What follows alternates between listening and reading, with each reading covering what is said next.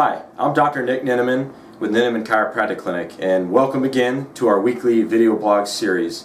What I want to talk about this week is the question, why should you see a chiropractor?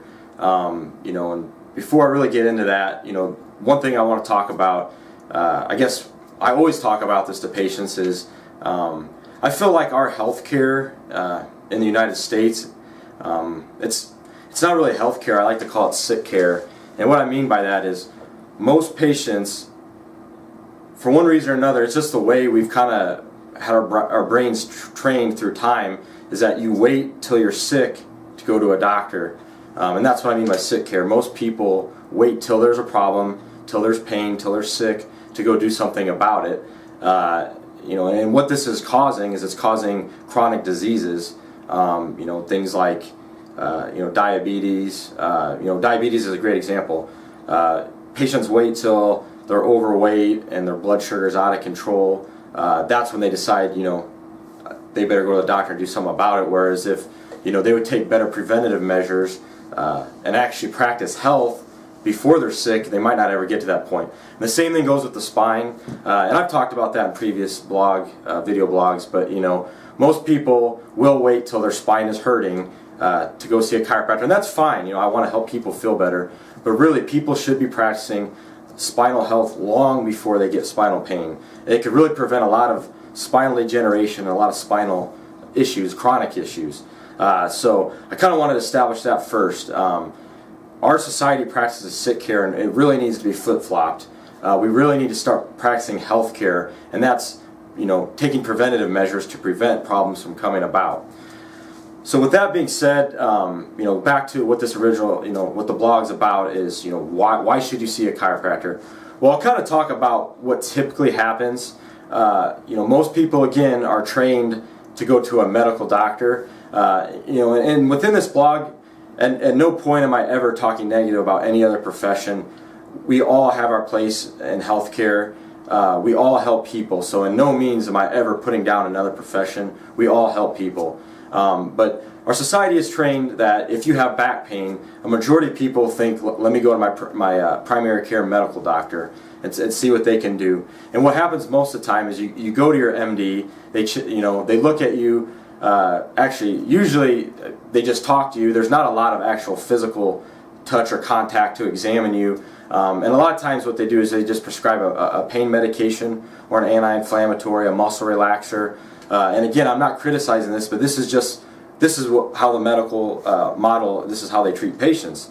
And the problem with this is that you may get that muscle relaxer, you may get the anti-inflammatory or that painkiller, and it may make you feel better. The pain's gone, the inflammation goes down, the muscles relax, and you think you're healed.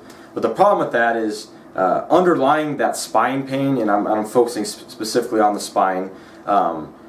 Within that spinal pain, there's usually some sort of vertebral dysfunction / misalignment / nerve interference. And so that pill or that medicine may make you feel better, but it's not taking care of that spinal fixation or misalignment. It's still there. So you may feel good for an extended period of time after you take that medicine. It could be a couple weeks, it could be months, it could be years, but eventually that pain is going to come right back. Because you did not take care of that underlying issue.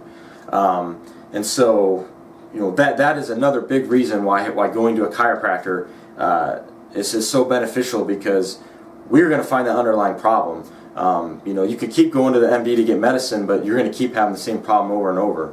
Whereas with a chiropractor, we're going to get to the root of the cause, try and fix it, and by hopefully doing that, by getting that spine moving properly, the vertebra, they're lining up properly, they're moving properly, hopefully you're not going to have any more inflammation, you're not going to have any more muscle spasm, and you're not going to have as much inflammation. Going beyond that, another avenue, a lot of times, if that medical doctor doesn't give you pain medication, they may refer you to a physical therapist. They may give you medicine in conjunction with referring you to the physical therapist. And again, physical therapy is great. It strengthens muscles, it rehabs the area, promotes blood flow, and it promotes healing. But within physical therapy, again, it's going to do all those things I just said, but it's still not going to fix where that vertebra is stuck together, where that nerve's being irritated, where there might be misalignment, that physical therapy is not going to take care of it. There's only one profession that can fix those problems I just described, and that's chiropractic. Same goes for massage therapy. Massage therapy is great. It helps reduce muscle tension, muscle adhesions in the body. It's excellent. But again, it's not going to take care of the spinal component of the issue. Usually a muscle is tight because the area of the spine, in that area where that muscle's at, is dysfunctioning. It's stuck, it's fixated, it's not moving. So again, it comes back to chiropractic.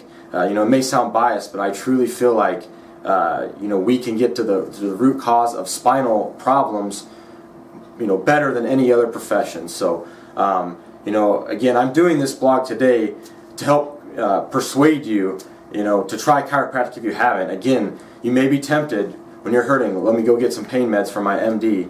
And again, I'm not criticizing that, but hopefully after listening to this today, you'll be more inclined to actually come try chiropractic. Because again, it's going to allow you to live a higher quality of life. Rather than just trying to patch up your pain every couple months with that medicine, or trying to strengthen those muscles every few years with physical therapy, which again is all good, but you need to get to that root problem. So again, try chiropractic.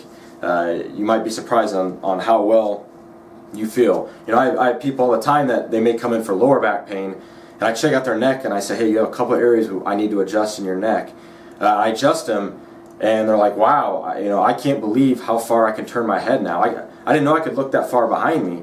And I didn't have any neck pain before, and I thought I had normal range of motion. So a lot of people don't even realize that they're actually lacking range of motion in an area just because it's fixated and not moving. And it wasn't even an area that hurt. But you can just so besides pain relief, you could have more range of motion, more energy. When that nerve system's firing on all cylinders, you're going to feel better. So. Hopefully you enjoyed this video blog. We'll be right back next week with another topic to talk about. Have a great week. Thanks.